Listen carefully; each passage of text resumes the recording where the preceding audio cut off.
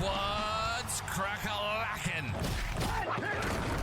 Welcome in to My Mind is a Weapon Fantasy Football Show. Welcome into episode 160, everybody. I am your host, SleezBall. Today's episode is going to be my week 13 waiver wire top 10 players that you should be picking up that are under 50% owned in leagues. And some of these are crazy, guys. We just got through Buymageddon, so no teams are on a bye this week. So most of these pickups, some will be startable, and then some will be players you should be looking for down the stretch here with the playoffs coming. Before we dive into it here, guys, make sure you hit that thumbs up. Make sure you hit that subscription. Turn that bell on. It helps me out a ton. I will be live again tonight. I'll probably be playing some Fortnite. We have my show tonight as well to recap everything, and then we'll come again Thursday, all through the weekend again. I missed Sunday's stream last weekend, guys. Sorry about that. But if you guys cannot make the live stream, you can drop any comment you want down below as well. I try to answer every single one of them. That's a goal as a content creator of mine this year, to help you guys get that weekly win and get you that ultimate goal of a championship. And let's look at these waiver wire pickups for week 13, guys. The first player you should be targeting for the quarterback position is Russell Wilson. So currently averaging 15.8 per game. Only owned in 36% of leagues, which is absolutely bonkers to me. He has dropped 18 points, and he had a bad week versus Baltimore in that grunge matchup with Pittsburgh where he had 6 points. 15 points last week in the snow, still 270 passing yards. So he's QB 33 overall, obviously didn't come in until week 7. 1,212 passing yards, 24 rushing yards to go along with it, 2 interceptions, and 8 total touchdowns. And guys, on the waiver wire this week, this is going to be one of my smash play quarterbacks too, and he's available on the wire. You're getting the Cincinnati Bengals. They average 20.7 points per game. They rank 27th in the red zone, 236.1 yards allowed, and 1.7 passing TDs. George Pickens is going to absolutely feast in this game. When you're going up against the Bengals, you have to score a lot of points to keep up. I know the Steelers defense is a great defense that could, slow down the Bengals a little bit here. I think this is going to be a high scoring game, even though it's a division rivalry game. And if you need a quarterback play this week, I'd be willing to spend 15 to 20% FAAB if you have any left, or a top 5 to 6 waiver priority, because I think Russell Wilson is going to go bonkers this week. The second player you should be targeting is Will Levis, and someone's been telling you this, man. Someone's been telling you that Will Levis is going to win fantasy football championships down the stretch, and people just don't know it. But I'll get to that in a minute here. Averaging 12.3 points per game, only owned in 12% of leagues, which is crazy to me. QB 30, 1,447 passing yards, 175 rushing yards, 9 interceptions, 10 total TDs. Got to cut down those interceptions. But guys, over the past 3 weeks, played the Chargers, a top defense, 21 points. Played the Minnesota Vikings, a top defense, 20 points. Played the Houston Texans, a top defense, 21.1 points. That is a top 10 quarterback over the past 3 weeks. And it's like people don't know that he even gives you the rushing upside, averaging 20 yards per game over the past 3 as well. So when you're looking at this, maybe it's not a play for this week. I know you're going up against the Commanders. It's not a bad matchup. It's not a great matchup. They rank 19th versus the quarterback, giving up 16.6 points, 24th in the red zone, and 247.2 passing yards a game with 1.3 passing TDs. And they could have Lattimore back out there as well, which will, be a bad matchup possibly for Ridley and how much they shadow him. But this pickup with Will Levis, guys, isn't for this week. This is for the stretch run here. And what you have to look at is you get Jacksonville, you get Cincy, you get Indy, you get Jacksonville. That is your playoff schedule for Will Levis. The mayonnaise, slap it on. This man is going to be startable every single week and is going to win people fantasy football championships that need QB help 100%. And you should be spending 20 to 30% FAAB on this guy just to lock up the playoff stretch. Heading over to the running backs, the third player you should be targeting on your fantasy football waiver wires this week, and we're going to stick with the Tennessee Titans here. It is Tyjae Spears. So got hurt last week with the concussion, obviously, so missed the week, right? Probably going to miss 1 week, then come back out there. And I know you're going to be in a timeshare with Tony Pollard. So again, this play isn't just for the the week of Washington, right? Which when you're looking at Washington, they're the same thing about versus the quarterback that they are versus the running back. They're about a middle of the tier defense. So they rank 14th versus the running back, 22.12, 12th in the red zone, so the top 13 defense overall. But they give up 120.8 rushing yards a game, which is second worst. And when you're looking at this, it all has to do with the schedule again with me here. So I know he's only giving you 5.6 points per game, a 44% snap share, 9.7% target share, but he's only owned 40% of leagues. So if you need a running back help piece, depth piece that you could possibly plug and flex play, it's going to be Tyjae Spears. So what you got to look at here is his game where he came back against the Chargers, which is top defense. He did give you 8 points. And like I said, when you're looking at this schedule, guys, and I don't care if Tony Pollard's out there too, you're going to get 4 games in a row with Jacksonville, Cincy, Indy, Jacksonville, where it's just absolute smash matchups across the board for the entire Tennessee Titans. I've been tweeting about this. I've been saying it in videos. Go out and get every single Titan player you can. And they just had a huge upset versus the Texans. So obviously they can hang with the big boys here, and their schedule's great. So I think they're going to absolutely destroy fantasy football down the stretch, and people have to start realizing it now. And I would spend 10 to 15% on Tyjae Spears. Waiver wire player number 4, who was on my sleeper playlist last week for a touchdown at the goal line, and that's exactly what he did, and that's exactly why you should be picking up Roschon Johnson. So currently averaging 7.7 points per game. Snap share only 38%. He is used as the goal line back. Target share 5.1. Obviously, it's not out there enough to even see enough target share, right? But ownership's at 28%. So you're getting a RB 43 overall right now with 139 attempts, 88 receiving yards, only 2.9 yards per carry. But the number you have to look at is the 6 touchdowns, guys. That is what you want in fantasy football. I know you get the Detroit Lions this week, so it's probably going to be a tough play here as well, again, because Detroit is very good versus the run. They rank 2nd in the NFL, 16.3. They rank 3rd in the red zone. They only give up 68.7 yards rushing, which is top 10 as well. So you're literally, if you need this pickup, this is for a stretch run running back that if anything happens to DeAndre Swift, you would have a high-end RB2 who's going to get goal line touches every single game with a possible touchdown. So he could honestly be a little low-end flex play weekly that you could get for probably, I'd say, 12 to 15% off the waiver wire this week. Player number 5 that you should be targeting, and this is kind of a dart throw here, and this is injury-based. So there's going to be Jeremy McNichols right now. So currently last week in the game versus Dallas, which they lost, which was crazy to me, that you had Brian Robinson Jr. go down, Austin Eckler go down as well. So it's a very tough matchup here versus Tennessee. So you can even look at his numbers. Obviously, he's the 3rd running back in rotation. So 4 points per game, 24% snap share. Obviously, he played more because of the injuries last week. He came in at the end of the game to close out the game. 137 rush yards, 78 receiving yards, 3 yards per carry. He does have 4 total TDs in the season. That's a 5. That should be 4. That's a wrong stat right there. That's fine. And what you're looking at here is if he's out, you're going to both these running backs are out. You're going to have to pay attention to the updates all week long. But if they're out, you're going to get a flex play, plug and play weekly running back here that you could use that might give you 10 points, even though Tennessee is a tough run defense. They've been all year long. They are 11th versus the run, but they are 27th in the red zone. So there's a high touchdown upside there. They only give up 73.5 yards, which is top 10 as well, and about a 0.6 chance for a touchdown. So it's not going to be great at all. This is about a 5 to 10% play here if you need a flex play. And Brian Robinson could be back out there as well. Austin Eckler could be back out there as well. So this one is dangerous, but it's a play that has to be made early just in case that they are out, and you would have a flex play for week 13. Heading over to the wide receiver side, player number 6 is going to be Keon Coleman, the rookie for the Buffalo Bills, currently averaging 9.3 points per game. Snap share last week was 79%, got hurt in that game. So this is not last week. This is a week 9 snap share, his last one. But even before that, he was seeing 83%. So you've seen the uptick since Amari Cooper's been there.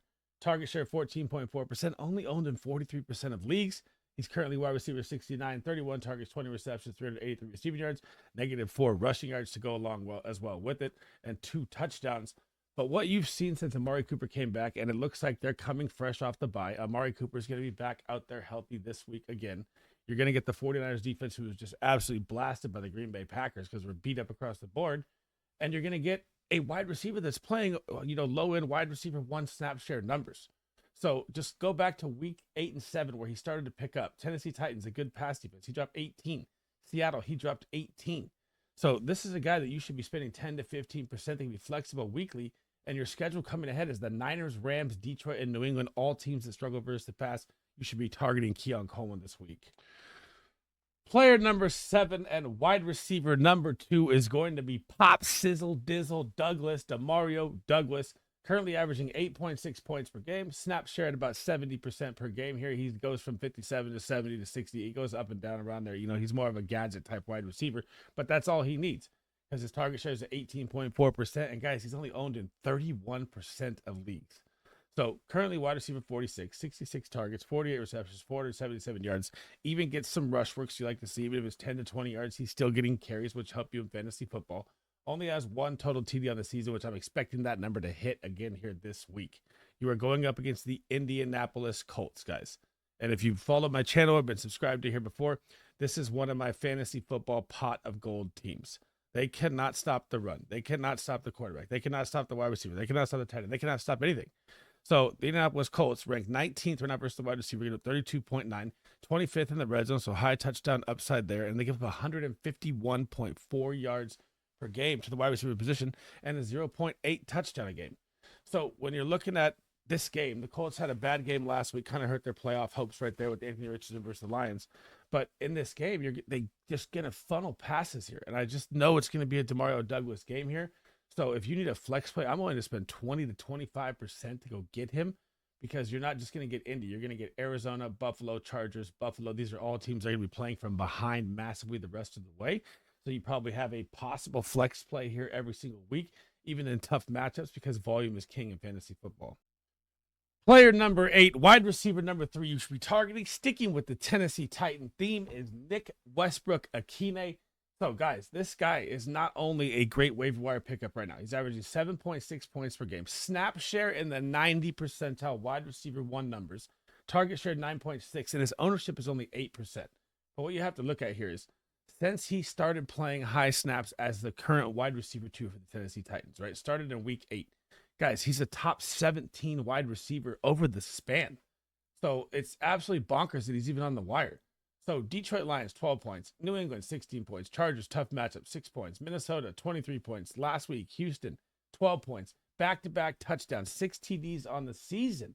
Wide receiver, 65 overall, 30 targets, 17 receptions, 304 yards. Obviously, it was a very slow start. He missed the first 4 weeks. He wasn't even out there playing. So they finally realized it about week 8.